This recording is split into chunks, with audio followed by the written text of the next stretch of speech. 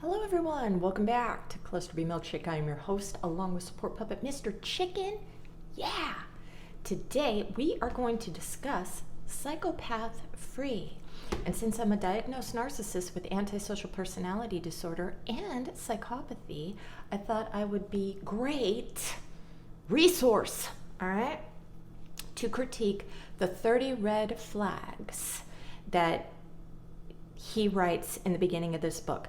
Now, this book is about recovering from emotional, abusive relationships with narcissists, psychopathy, sociopaths, and other toxic people.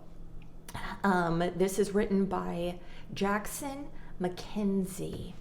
Okay, shark fin. All right. So, let us start. I am also going to tell you examples of things that either I've done in the past or have been done to me that made me this way, or how I defend myself, which creates a more toxic environment instead of actually being a team with you. It is you against me, okay? So let's go. I'm probably going to do just 1 through 10 because I talk too much. I want you guys to get the full experience, man. All right. Okay. So, number 1, gaslighting and crazy making. They blatantly deny their own manipulative behavior and ignore evidence. I need my glasses. Ignore evidence when confronted with it. Now, this isn't gaslighting. This is denying that they did anything wrong. But it could seem like a gaslight with the deny, but if they're adding to it to change reality, that's a gaslight, okay? Glasses. They become dismissive and critical if you attempt to disprove their fabrications and facts. Yes. So you will see like blame shifting, trying to get you off topic. I am a type of person that does rapid fire. And I will talk, so you can't get a word in edgewise. Okay, this is automatic.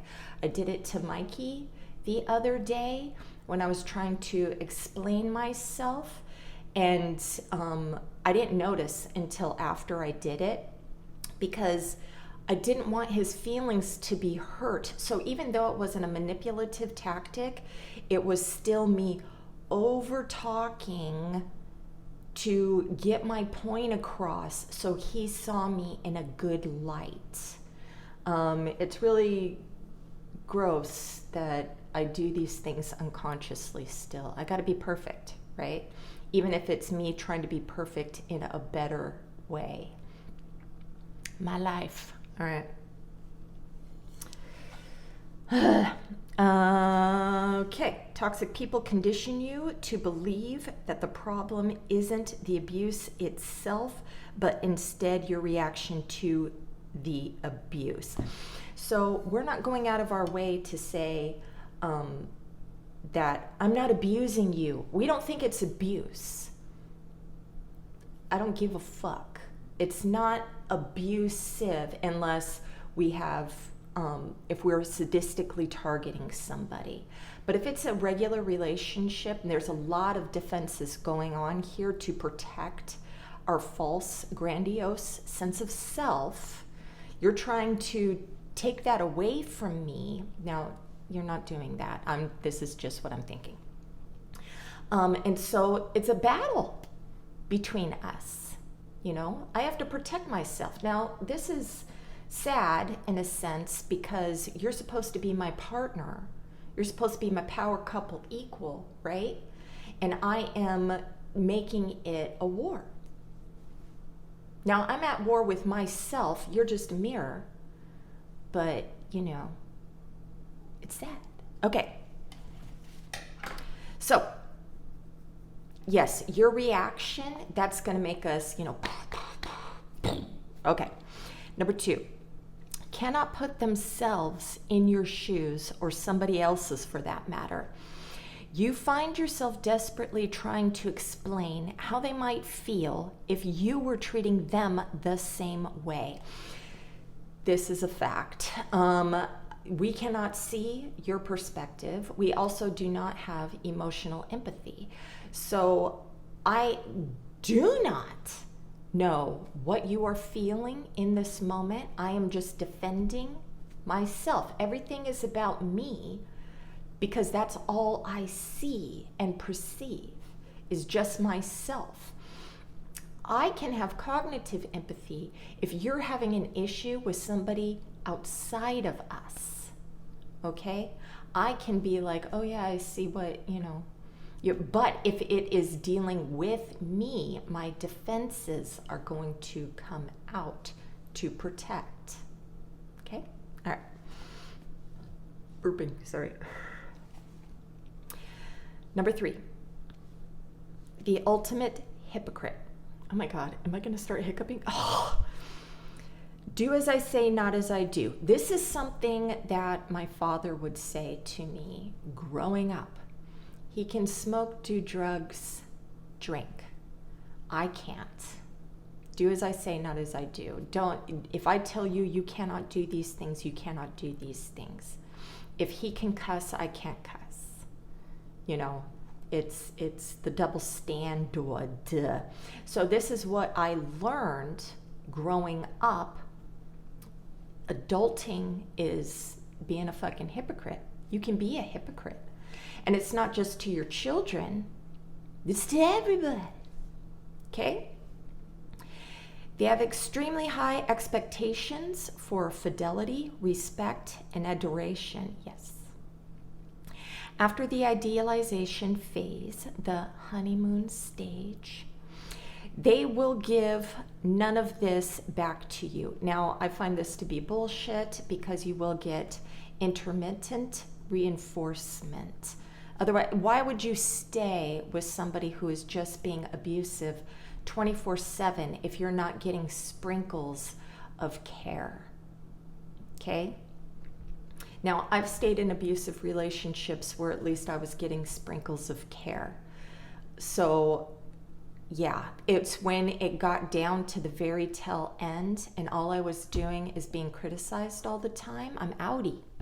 I'm not staying around for that. I need you to give me a good reflection. And if you ain't, no thank you. Okay.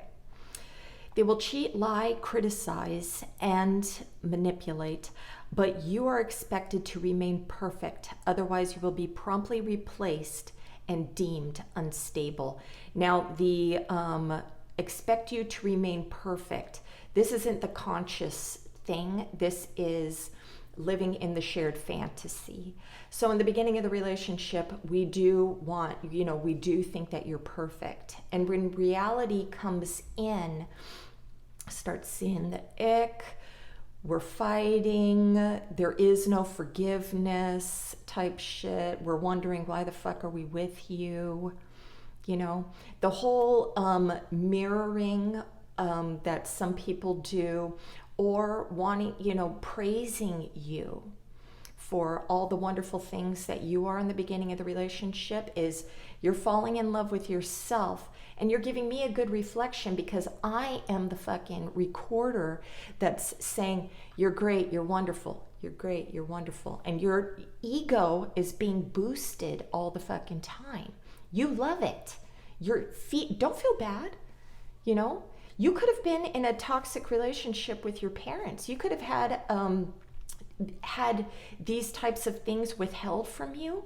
Or on the flip side, you were the golden child where you were always getting this fed to you. So it feels like home in that sense.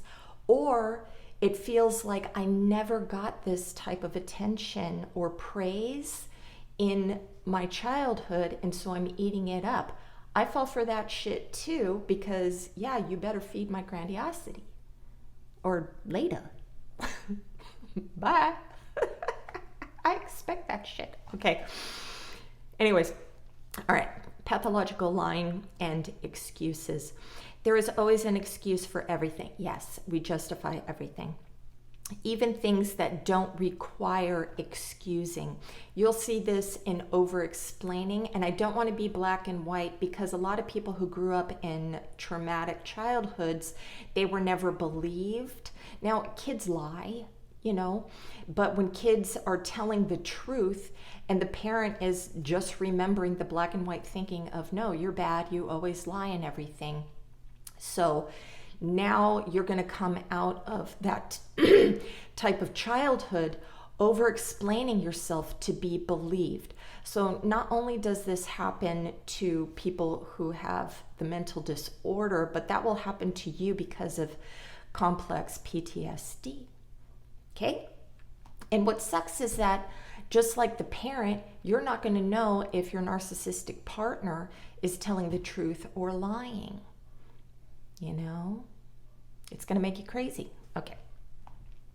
They make up lies faster than you can question them. They constantly blame others. It is never their fault. No, because we don't believe it.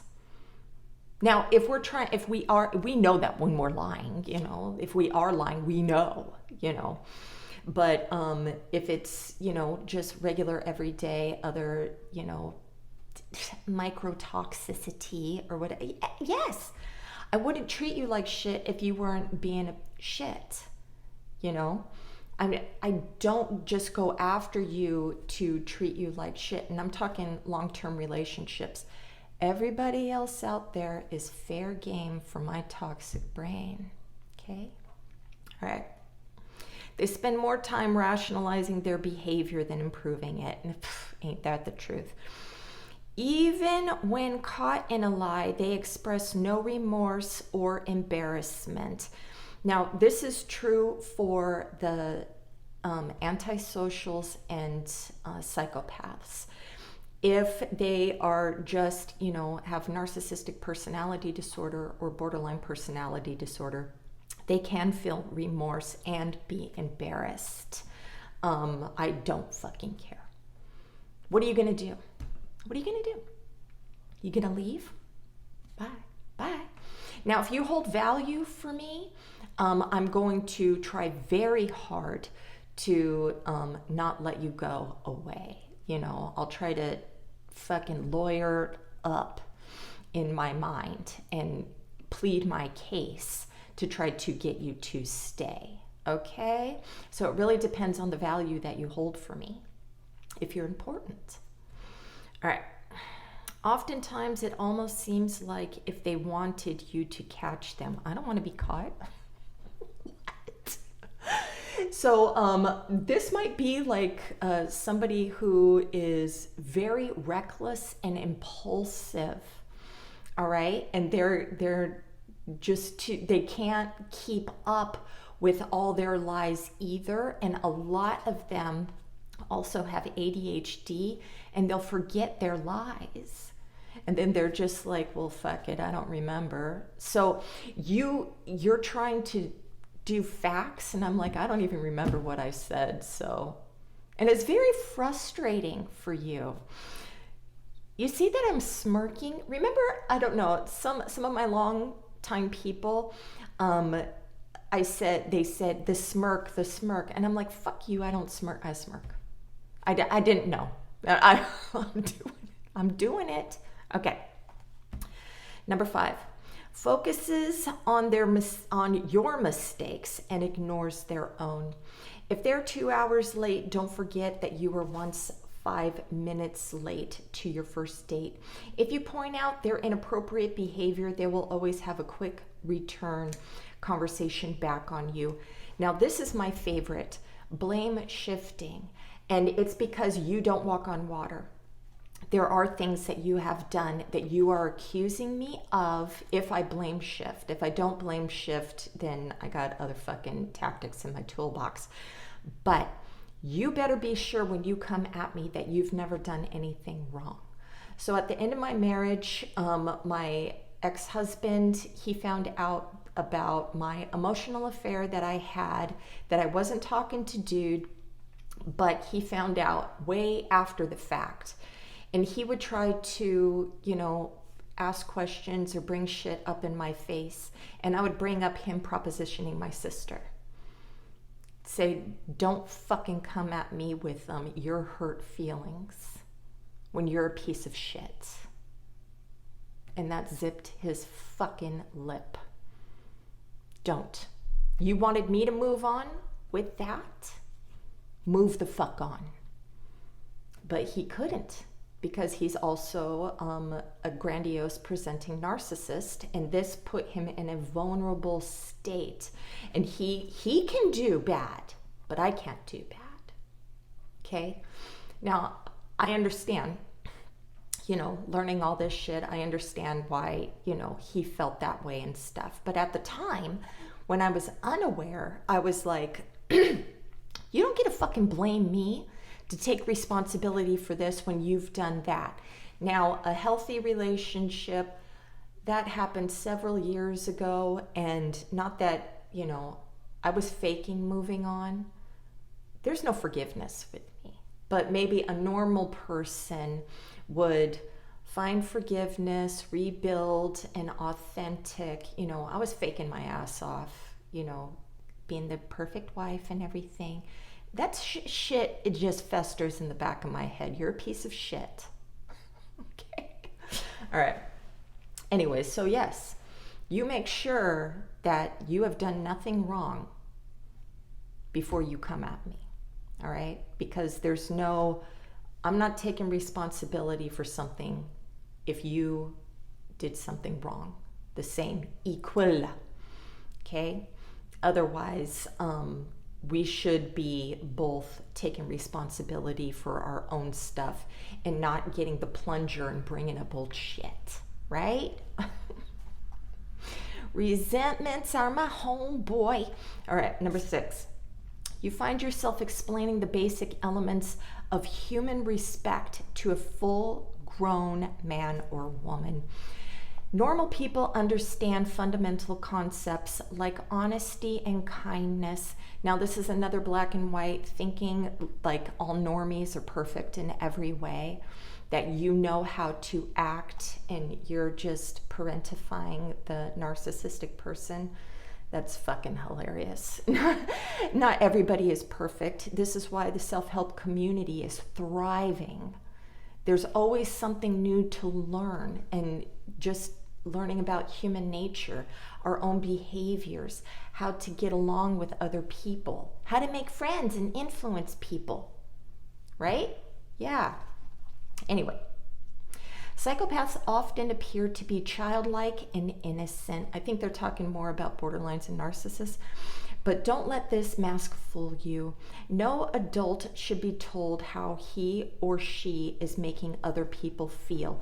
Now, this is saying that everybody or normies had the perfect childhood and parental figure that taught you how to treat other people. This is not the truth all the way across the board. I'm sure that there's some fucking unicorn out there that had the perfect parent, and you won't be on my channel because there's no reason for you to be in a toxic relationship if you're such the fucking secure person. Okay? Okay. Am I being condescending? I hope so. All right. Number 7, selfishness and crippling thirst for attention. They drain the energy from you and consume your entire life. Their demand for adoration is insatiable. You thought you were the only one who could make them happy, but now you feel that anyone with a beating pulse could fit the role. However, the truth is no one can fill the void of a psychopath's soul. This is true. The demand for adoration, that's not psychopathy, that's narcissistic personality disorder. And I am guilty of this, of needing, not in every relationship, but needing, like, I would only talk about myself. Okay? I do that. You know, I'm the fucking center of the universe, right? So even though in my relationships, I was trying to also give attention when my partner needed attention and stuff, I can see how I talk too much. Right? Okay. All right. And yes, nothing's going to fill the void. Nothing. So this is why I'm just like, I'm not jealous of fucking groupies out there, you know, giving attention to, I don't give a shit because I am the best. It's when my partner tries to cut me down, there's going to be trouble. When you try to triangulate me with some lower fucking life form, no, you're a piece of loser shit to try to think that anybody's above me. Yes, my grandiose thinking. Okay. Anyways, yes, nothing's going to fill the void. There's so much boredom that nothing can fill it. And a lot of times you'll see people, you know, trying to fill their void with just toxic things, drugs and alcohol, porn, or, you know, lots of sex partners, gambling, and purchasing, you know, items and fucking just going on trips here and there. They have to fill that void because they can't just live in the present moment and, you know, or have an authentic sense of self. Okay? All right. Number 8, accuses you of feeling emotions that they are intentionally provoking. They call you jealous for blatantly flirting with an ex, often done over social networking for the entire world to see. They call you needy after intentionally ignoring you for days. Why are you okay with that? Why are you okay with that? So if it's a situationship, that's on you, because you need to, if they don't want to be in a relationship, they're going to word salad the fuck out of you to get you to stay and to make you believe that there's hope. Yes or no, mother suck. Yes or no. Otherwise, you are in a situationship with your hope and magical thinking. And if somebody is, you know, ghosting you and stuff, I'm busy, I'm at work, we have our phones glued to our hands. Why do you believe this bullshit? I am always in contact with my long-term partner. Other people, I don't give a fuck. I don't give a fuck about. You are disposable. If it's my long-term partner, I am making sure that I am available because you are important to me. So somebody who is disregarding, playing the social media game, trying to get you jealous. Now, I have done this before in a trauma-bonded toxic relationship because he was doing it, I was doing it. We were just trying to punish each other back and forth and everything. It was a game. And we were both playing. So if you don't like that game shit, remove yourself. You don't have to play. This is why no contact is so important for you, so your mind doesn't get fiddled with. Okay? All right. What else? What else are they saying? They use your manufactured reactions to gather sympathy from other targets, trying to prove how hysterical you are.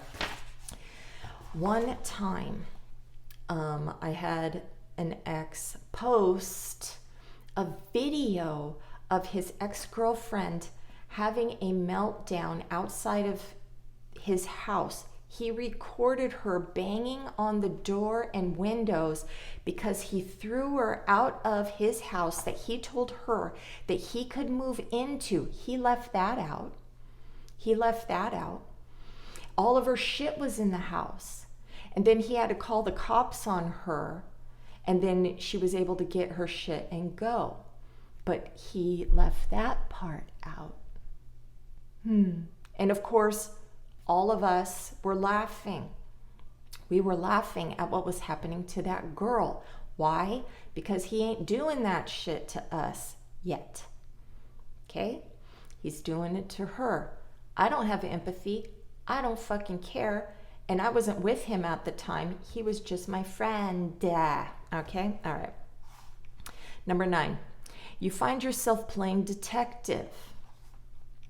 It's never happened in any of your other relationships, or it has borderlines. But suddenly you're investigating the person you once trusted unconditionally. If they're active on Facebook or any other social media, and you're like, I heard on Snapchat, I don't know what Snapchat is, but from talking to other people, they have Snap scores. I'm guessing that's like posting or talking to other people, I guess, right? And I've talked to people who say that they watch their people's Snapchat scores. Stop it. All right. If they're actively on Facebook, you start scrolling back years on their posts and albums. Same with their ex. This is when I say do not stalk their exes or their new people. Okay, you're driving yourself crazy. You're feeding into the paranoia.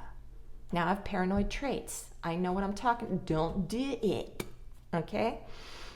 You're seeking answers to a feeling you cannot quite explain. And it doesn't matter if you start gaslighting yourself or putting all these puzzle pieces together, or you find out they lied about something in the past. You're just going to be so frustrated because they're going to deny anything. Stop putting yourself through that shit. All right, number 10. You're the only one who sees their true colors. No matter what they do, they will always seem to have a fan club in cheering for them.